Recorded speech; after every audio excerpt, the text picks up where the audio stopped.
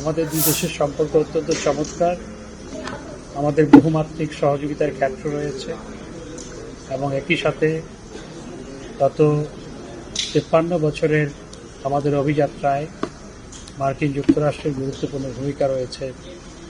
আমাদের জাতির পিতার স্বপ্ন বাস্তবায়নে, আমাদের স্বাধীনতা যুদ্ধের শহীদদের স্বপ্ন বাস্তবায়নে। সেজন্য তাকে ধন্যবাদ জানিয়েছি এবং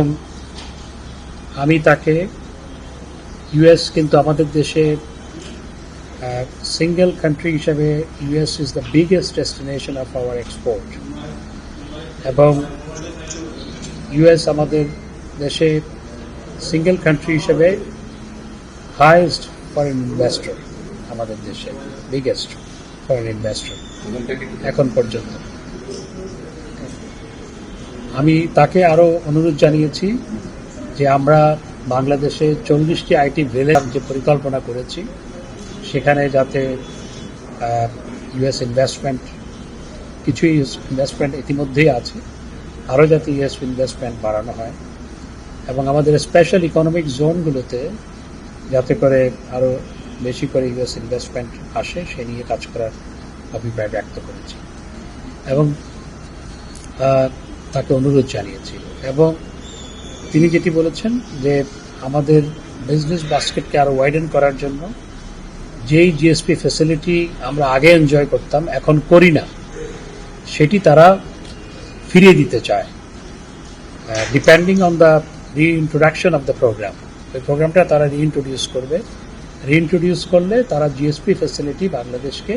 আবার দিতে চায়, তবে সেটি এখনও রিইন্ট্রোডিউস হয়নি।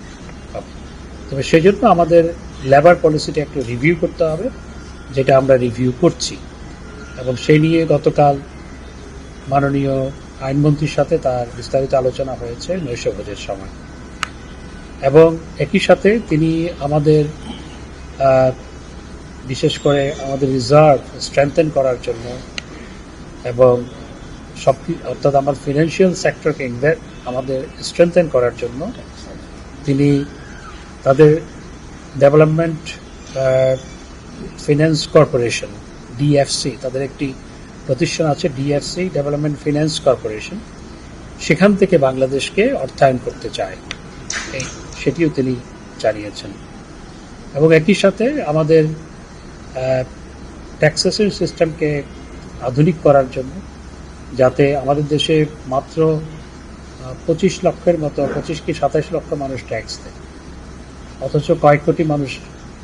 ট্যাক্সের জন্য এলিজিবল কিন্তু ট্যাক্স দেয় না। তো সে নিয়ে আলোচনা হয়েছে, তারা আমাদেরকে অ্যাসিস্ট করতে চায় যাতে আমাদের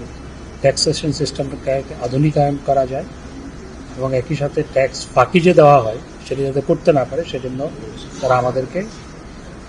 হেল্প করতে চায় ট্যাক্স কালেকশনের ক্ষেত্রে।